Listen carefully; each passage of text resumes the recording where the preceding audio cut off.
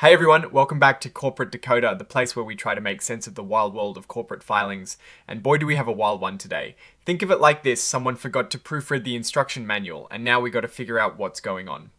So this filing from Thumzup Media Corporation, or Thumzup as you might know them, is a little unique. It's an update to a previous document, a supplement you could say, and it seems like a lot of the juicy details are about changes to a merger they're planning. They're acquiring another company called Dogehash Technologies, Inc. And let me tell you, the initial plans seem to have gotten a bit of a makeover. Alright, so this whole thing starts back on the 30th of October when Thumzup put out a main document, a proxy statement detailing this acquisition.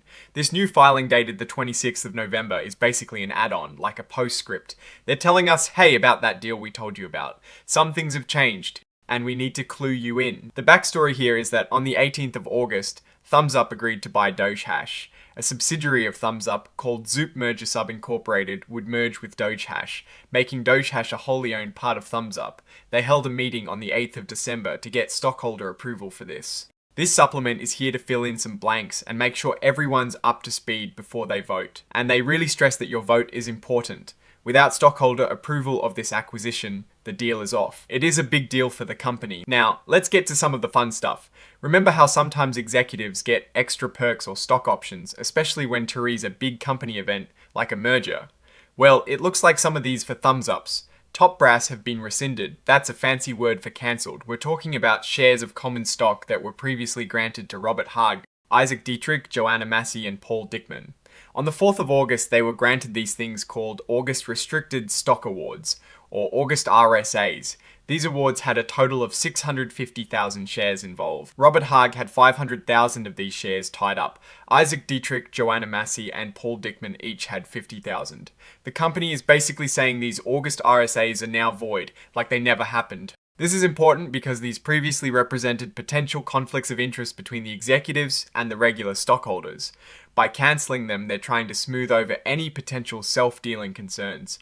The previous table that showed the value of these awards, which was based on the stock price of $4.64 on the 28th of October, should now be disregarded. But it is not all cancellations. We've also got an addition here on the 14th of October. Just a few days before the original proxy statement was filed, Christopher Ency was appointed to the board. This was to fill a spot left vacant by Robert Haag. Now, Mr. Ency got his own restricted stock award. Or Ency RSA, he was granted 150,000 shares. Initially, all of these shares were set to vest when the acquisition closed. However, the board decided to accelerate some of these shares to give Mr. Ency more incentive to stick around and help with the Dogehash deal. So 25,000 shares became vested just recently on the 21st of November. That means he owns those outright. The remaining 125,000 shares are still tied to the original conditions, meaning they'll vest upon the completion of the acquisition. Let's look at the money here, based on the stock price of $3.78 on the 21st of November.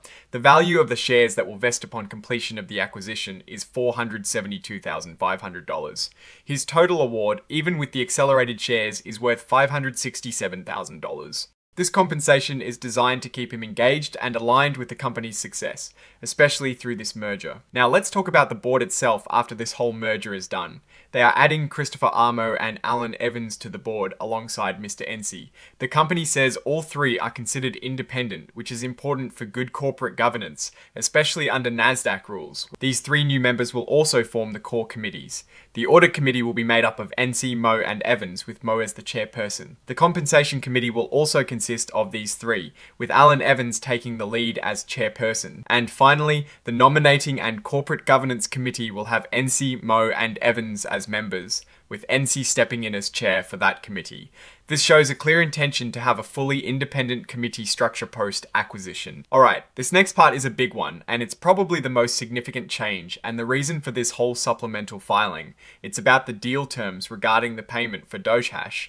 Originally, Thumzup was going to give Titan Multi-Strategy Fund, I Limited, or Titan 700,000 restricted shares of its common stock. This was to pay off a loan Dogehash owed Titan, which was originally for $1.9 million, including a discount. But on the 26th of November, they all agreed to change this. Instead of paying the full loan amount in stock, the deal is now different. The principal amount of $1.4 million will be paid to Titan in actual cash. And get this, only the $150,000 in accrued, but unpaid interest on the loan will be paid in stock. specifically 75,000 restricted shares of Thumzup's common stock. This is a huge shift from the original plan. This amendment changes the total amount of shares to be issued as part of the acquisition. Previously, it was up to 3,070,000 shares. Now, the total consideration will not exceed 3,075,000 shares. And the consequence of this, the former Dohash stockholders will now own about 61.9% of the combined company, and 64.2% of the voting power. Thumzup's original stockholders will hold about 35.8% of the outstanding stock. So Dohash is becoming the dominant force in this combined entity. Now, when a company is going through a merger or acquisition, they always get an opinion from a financial advisor to say if the deal is fair to their shareholders. Ivista was Thumzup's financial advisor. On the 3rd of October, they gave an opinion saying the acquisition was fair from a financial point of view to Thumzup stockholders. Then on the 24th of November, just 2 days before this filing, Ivista issued a supplemental opinion.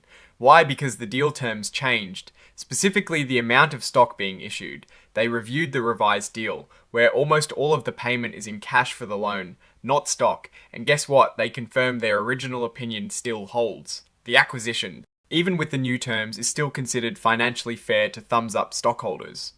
The full text of this updated opinion is actually attached to this filing as an exhibit. And for the grand finale, the name change. Originally, when they announced the acquisition, Thumzup planned to change its name to Dohash Technologies Holdings Incorporated and aimed for the ticker symbol XWEL. That's changed too. Now, they're amending all references to say the company will be renamed Dacentrex Incorporated, and its ticker symbol will be DTCX. So Thumzup is going away, and Datacentrex is coming in with a new ticker on NASDAQ. That's quite a pivot, looking at all this Thumzup Media Corporation, or what will be Datacentrex, is going through a significant transformation. The core of this filing revolves around the acquisition of Dohash Technologies, Inc., and a substantial amendment to the deal's financial structure. The initial plan to issue a large chunk of Thumzup stock to Dohash shareholders and to pay off a Dohash debt with even more stock has been significantly altered.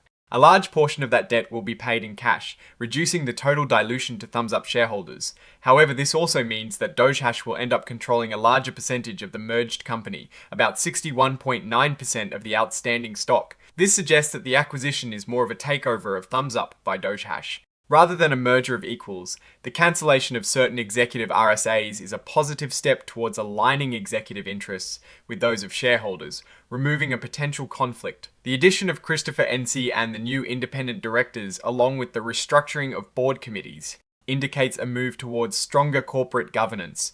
Ivista's reaffirmation of its fairness opinion, despite the changes, adds some confidence, though it's always worth remembering these opinions are based on the information provided at the time and the revised deal terms. The name and ticker symbol change from Thumzup to Datacentrex is a clear signal of a new strategic direction, likely driven by Dohash business.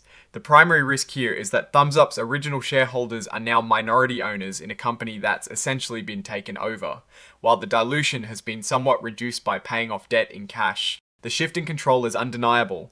The opportunity lies in whether the combined entity under its new name and leadership can execute effectively on Dohash underlying business. However, investors should be keenly aware that the original Thumzup shareholders are no longer the primary decision makers. Alright, that is our breakdown of Thumzup's latest filing, or now maybe Dacentrex's. What is your take on these numbers and what they signal for the company's future? Do you think this acquisition is a good move or a dilution of the original Thumzup vision? Drop your thoughts in the comments. If this analysis was valuable, hitting that like button really helps, and subscribe for more deep dives. Don't forget to check out the Discord in the description for more exclusive content and discussions. Thanks for watching. See you next time.